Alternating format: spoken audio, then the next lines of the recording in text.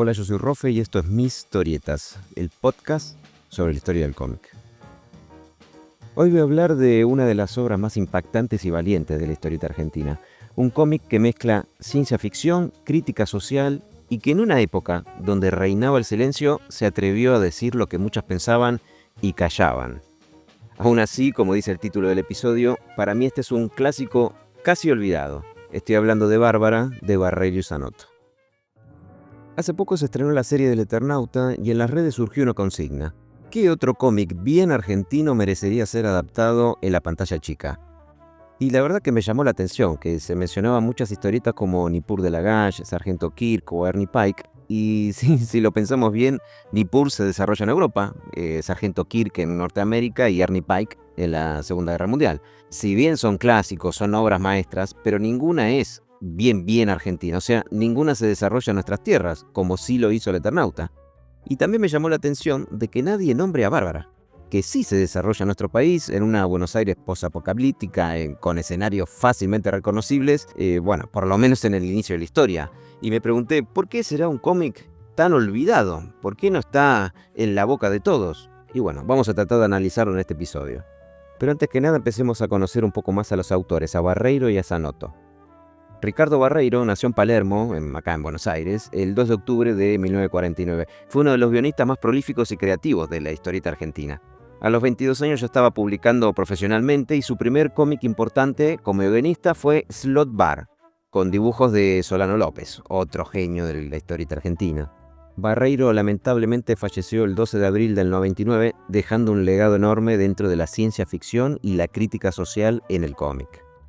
Por otro lado, Juan Zanotto, cuyo nombre completo era Giovanni Zanotto, nació en Cuseglio, en la provincia de Turín, en Italia, en septiembre de 1935. Emigró a la Argentina junto a su familia cuando tenía apenas 13 años y su talento para el dibujo se destacó desde muy joven. Comenzó a trabajar profesionalmente en 1953 en la editorial Codex. Uno de sus primeros personajes notables fue Rick de la Frontera, que se publicó en el 55, y a lo largo de su carrera, Zanotto desarrolló un estilo inconfundible, preciso, dinámico y con una gran sensualidad visual. Entre sus obras más reconocidas están Enga, Nueva York, Año Cero y por supuesto, lo que vamos a hablar hoy, Bárbara. Falleció el 13 de abril del 2005, también dejando una huella bastante grande en la historieta argentina y europea. Hablemos ahora del momento histórico donde nace Bárbara, este cómic, y vamos a entender un poquito más de la historia que lo rodea. Bárbara comenzó a publicarse en 1979 y Argentina estaba bajo una de las dictaduras más violentas de su historia. Miles de personas desaparecían, la censura era total y cualquier mensaje de rebeldía podía costarle la vida a sus autores. En ese clima, la revista Scorpio se convirtió en un refugio, en un oasis para la cultura. Era una publicación de aventura, fantasía y ciencia ficción, pero también un espacio donde los autores podían decir lo que no se podía decir abiertamente. Los guionistas usaban mundos ficticios, civilizaciones imaginarias y héroes del futuro para hablar del presente. El público lo entendía, aunque nadie lo dijese en voz alta. Ricardo Barreiro esto lo sabía muy bien. Y en Bárbara, el culto a la bestia no era solo una metáfora religiosa. Era una imagen del poder ciego, el fanatismo y del miedo que se imponía en la dictadura. Los clanes que dominaban las ruinas del mundo representaban a los grupos de poder, los que decían quién vivía y quién moría. Y Bárbara, una mujer que se niega a obedecer, que desafía a sus amos, era la figura de la resistencia, del no en el medio del silencio general. Zanotto, desde el dibujo, reforzaba esa idea con paisajes destruidos, ruinas y cuerpos oprimidos. Todo estaba cubierto por una atmósfera densa, casi sofocante. Era un mundo sin esperanza, hasta que apareció Bárbara. Una mujer que no pedía permiso para luchar, ni para pensar, ni para amar. Y se podría decir que en ese sentido Bárbara fue una historieta política, no desde el panfleto, no, sino desde la metáfora. Fue un grito escondido en una revista de un kiosco. Una forma de recordar, sin decirlo, que incluso en los tiempos más oscuros, la rebeldía seguía siendo posible. Todavía es un misterio cómo hizo esta revista, sobre todo algunos de estos cómics, en particular el de Bárbara, para pasar por alto la censura que había en ese momento. Hay quienes dicen de que el gobierno de facto estaba enterado de esto, pero como que hacía la vista gorda porque lo consideraba algo de bajo nivel, una historieta, algo que leía la gentuza que andaba en tren. pero detrás de eso había un mensaje muy potente que sigue vivo hasta el día de hoy.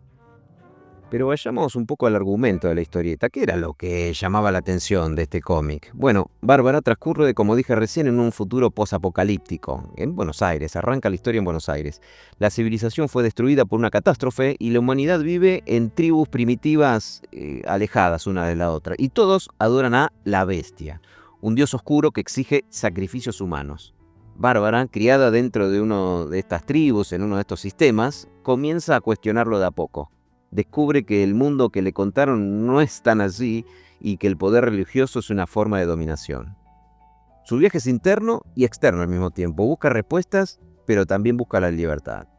Su enfrentamiento con los sacerdotes, lo vamos a ver esto en el primer capítulo, nomás empieza la historia, ya lo vemos, su relación con los marginados y su determinación en el medio del caos la convierten en una heroína única.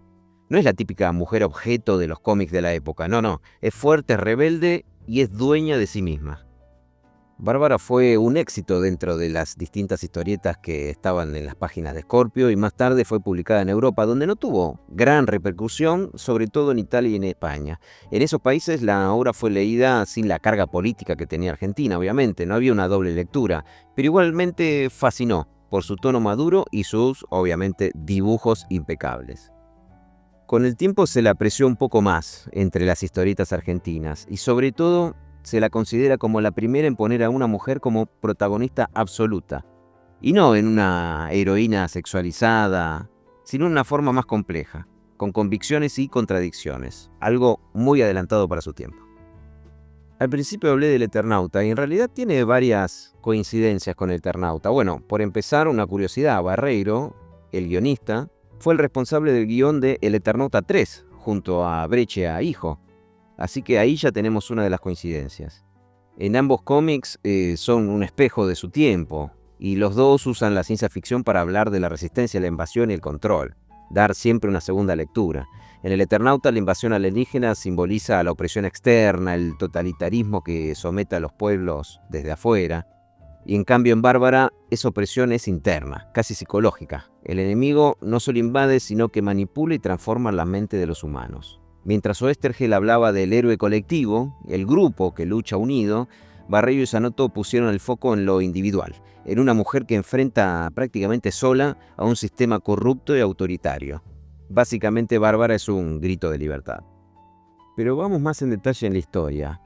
Todo comienza en las ruinas de una Buenos Aires totalmente destruida, y las tribus que mencioné recién viven bajo el yugo de los Adrios, una raza extraterrestre invasora que domina el planeta mediante el terror, la manipulación religiosa y las falsas creencias. Los Adrios dominan con miedo, fomentando cultos que incluyen sacrificios humanos para apaciguar a las bestias divinas, que en realidad es una tecnología alienígena. Y Bárbara es una joven de un clan sumiso que adora a una de estas bestias mediante rituales brutales. Se revela al rechazar un rito de violación perpetrado por uno de estos sacerdotes del culto. Expulsada y condenada a vagar sola por el desierto posapocalíptico que era Buenos Aires, emprende un viaje de supervivencia que la transforma de una chica vulnerable a una líder guerrera. A lo largo de la saga descubre la verdad sobre la invasión adria, su civilización es una ilusión opresiva y los humanos no son los salvajes que creen ser. Tal como pasó con el Eternauta, que se iba publicando en capítulos semanales o quincenales, al leer toda esta saga de un tirón uno va notando cierta diferencia entre capítulo y capítulo, historia y historia. Uno se da cuenta de que el escritor no pensó un principio, un nudo y un desenlace. No, iba escribiendo capítulos hasta cuando dure la historia. Y es por eso que hay momentos que la historia un poco que divaga, que parece que está apuntando para un lado y en realidad está yendo para el otro. Y la historia a su vez va evolucionando, empieza en una Buenos Aires devastada, algo bien terrenal, y después varía a algo interestelar. A la historia se van sumando personajes que van apareciendo a medida que lo necesita la historia, y la verdad que son personajes que son bastante ricos, no son el típico segundón que aparece y a la cuarta, quinta página desaparece. No, todos tienen un papel especial en la historia. En los últimos episodios Zanotto asumió parte de los guiones basados en las ideas generales de Barreiro y manteniendo la coherencia estilística. La serie tuvo erotismo explícito, poco común en esa época, llamaba mucho la atención por lo jugado. En una entrevista, Zanotto comentó que llegaban muchas cartas a la revista Scorpio, recordemos que esto fue mucho antes de Internet, y estas cartas por un lado pedían más escenas de desnudo de Bárbara y por el otro lado lo felicitaban por la profundidad del guión. Muchos comparan a Bárbara con Druna, del italiano Serpieri. Incluso hay quienes dicen de que Bárbara es una copia de Druna, pero hay que decir que mientras que Bárbara se publicó inicialmente en el 79, Druna de Serpieri vio la luz en el 85. Así que si hay alguno que se copió del otro, tendría que ser al revés la historia. Pero hay que decir que obviamente ambos son grandes cómics que solo coinciden en que su protagonista es una mujer fuerte, morocha y voluptuosa. Otro detalle a destacar de esta gran obra es que tanto Barreiro como Zanotto vivían en dos países diferentes, uno en Argentina y el otro en Italia. Y estamos hablando de los 80s, así que no era tampoco tan sencillo como ahora enviar un mail o enviar un mensajito de WhatsApp. Así todo lograron hacer esta obra maestra de más de 500 páginas. En los 90s, Ediciones Record hizo un compilado de estos capítulos en 8 tomos. Y luego salió el Bárbara Integral, que reúne esos 8 tomos en uno solo. En el 2010, una editorial española publicó el libro Bárbara Primer Ciclo y tuvo una segunda edición en el 2013. Después, el segundo ciclo, Tierra, salió en el 2012 y el segundo ciclo, Espacio, también en el 2013.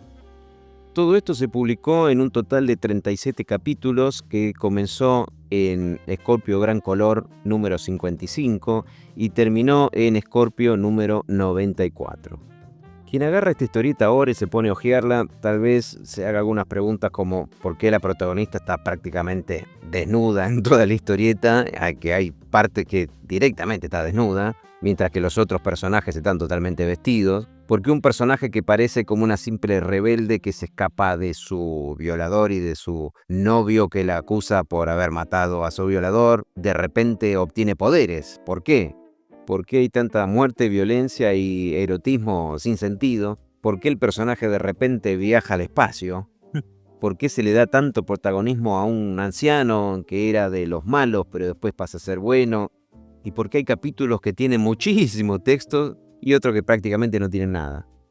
Bueno, toda la respuesta de esto está en lo que comenté al principio. Hay que tomarlo de la época en que se publicó, de también con qué otros cómics compartía la revista, porque como dije, estos capítulos salían en Scorpio y era prácticamente el uno que tenía a una protagonista mujer empoderada, se diría hoy, y en las páginas también se podía notar de que a veces la desnudez era para vender un poco más a la historia. En cuanto al dibujo, tengo que decir que la verdad que está muy muy bueno.